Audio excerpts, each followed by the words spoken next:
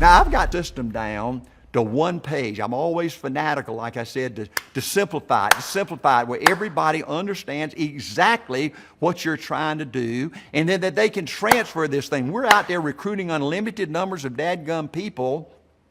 And so you got to have a system that's simple, that people can quickly understand it, and then you can transfer it to all these unlimited numbers of people you're recruiting so they can grasp it quickly. Before any business activity takes place, you must have a relationship first. You must have their trust first. Let me give you an example. I never made a sale on the first interview.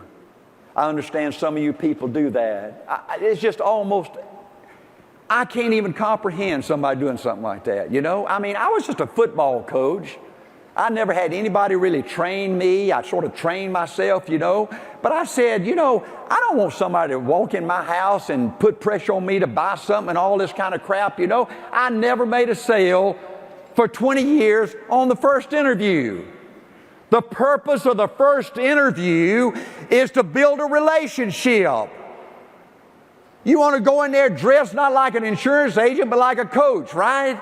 And you go in there and you're with his best friend and you're building a relationship, right? He's getting to know you and where you came from and what your principles are and all that. You're building a relationship. And then the second purpose of the first interview is you pick up information, then you take it home, you analyze it, you prepare a plan, then you go back on the second interview and you make the sale. On 9 steps, number 1, you recruit a part-timer that has a warm market. The best prospects in the world are a new recruit's natural market. And there's always going to be 3 or 4 or 5 or 6 jewels in that guy's natural market, right? And you can't afford to lose them because one of them could take you to become a millionaire. In 1970, ITT moved me from Columbus, Georgia to Atlanta, Georgia to open a new office. And the reality of being in a strange place where you don't know anybody really hit me in the face. I don't know anybody, 0, that's ever won long range that does not master the art of referrals. And I said the best referral is a recruit's natural market. You recruit a part-timer that has a warm market. Stamp this in your dadgum brain. Folks, you're not trying to go in and recruit a person. You're trying to recruit this person and all of his friends, all of his golfing buddies, you know, his warm market. Before you know it, I got people all over the United States and all over Canada, 75,000 of them, 4,000 RVPs, and I don't know none of them. I don't know none of them. And I didn't recruit personally hardly any of them.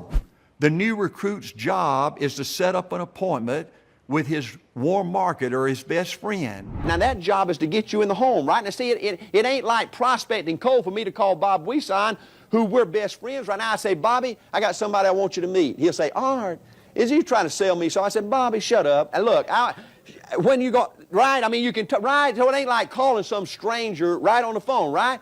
And so they set up the appointment. They do the hard work. You understand that? And now the new recruit, one of the first things they ask you is what I say to set up an appointment. Well, that's easy. You know, I don't know what you say. He's your friend, right?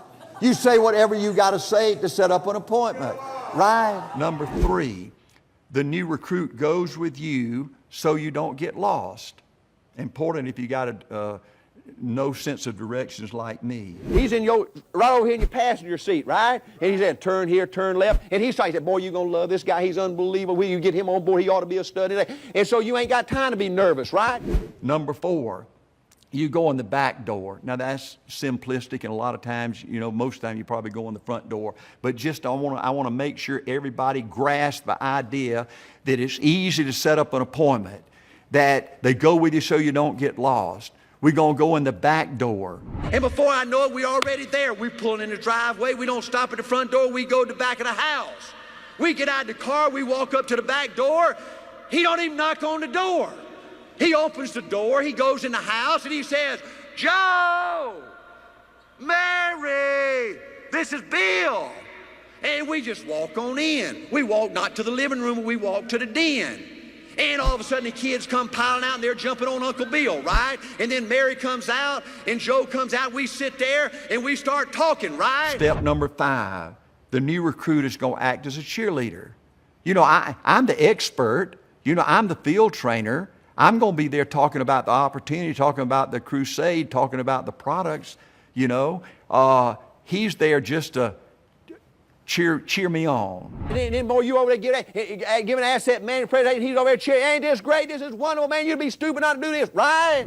We took a new recruit to the kitchen table and showed him a live prospect, right? We showed him live problems, and we showed him how to dissect a policy. Now, is that better than sending them to Tom Hopkins and him talking about overcoming objections and all that bullshit? Right? Ain't that right? Number 6, your first impression is everything, and you don't want that prospective new recruit to see you as a salesperson. That's not your job. Nobody wants to buy anything. Everybody's looking for an opportunity. We want him to look at us as giving these people an opportunity. We were always friends talking to friends. Now folks, you got to ingrain this in your head. When I went to Robert Kelly, my first sale, folks, I went in my Bermuda shorts, my coaching shorts, and my coaching shirt, right? I was talking to my assistant coach, for heaven's sake. I didn't have but one suit back then to start with, but if I wore a suit and a coat and a tie and all that crap, he would know somebody was coming to stick it up his butt. Ain't that right? Ain't that right? You know, I'd talk for an hour and I'd say, well, how's this sound? And if he said, not too good. And so I'd talk for another hour. And then I'd say, well, how did it sound? Right? I mean, that's the way you talk to friends, right? You look like a friend and you talk like a friend. I never thought about what do you say to overcome an objection. Number 7, you recruit that best friend and their market. You're not just recruiting that best friend, but you're recruiting his warm market. That keeps you out of a cold market. That keeps you off that cold telephone. You know, going to a mall and handing out your business cards and crap like that. Step number 8, then this person that you just recruit in his warm market, then he calls his best friend and sets up an appointment. The most precious thing you own in your business is that recruit's natural market. You'll never have to prospect cold again, right? You can work one person. Theoretically, it doesn't work that way, so you got to get wide and have more than one person, okay? I want to talk to you about the power of 3. Just the power of 3. You know, most people fear when they look at an opportunity, they say, well, I don't know 50 people, I don't know 100 people, I don't know 500 people. And they're scared to try. Well, see, all you got to know is 3. All you got to know is 3. The first guy I recruited was T. Faircloth. He played basketball at Auburn. The first 3 guys he introduced me to were teammates at Auburn. Randall Walker, Bob Buson, and Bob Miller. And from those 3 guys, we built, listen folks, from those 3 guys, now this is real life. This ain't crap, this ain't pie in the sky, this actually happened. And then step number 9, you just do it over and over and over and over again. I had 23 people, Gus, 23 people, coaches, within 30 minutes of my house, and I killed it for the next 13 years. And I could not find time to get to about 12 of those people, 30 minutes from my house. Because every time I recruited Bob Buson, he took me over here and over here and over here and over here, right? I tried to get to those 23 people that were 30 minutes from my house, and I only got to 12 because the system took over. It's like one of those globs, what you see on TV, right? Kudzu's a better example. Do y'all know what kudzu is? Right? Okay. You plant a little kudzu here, before you know it, it takes over the whole forest, right? You plant this dream. You plant this dream. You give people a chance to dream again, a chance to be excited, hope again. Then they go out, if you're in the right market, to 2 or 3 or 4 of their friends, right? And they go out to 2 or 3 or 4 of their friends. Then before you know it, we kill Prudential. But that's it. That's the whole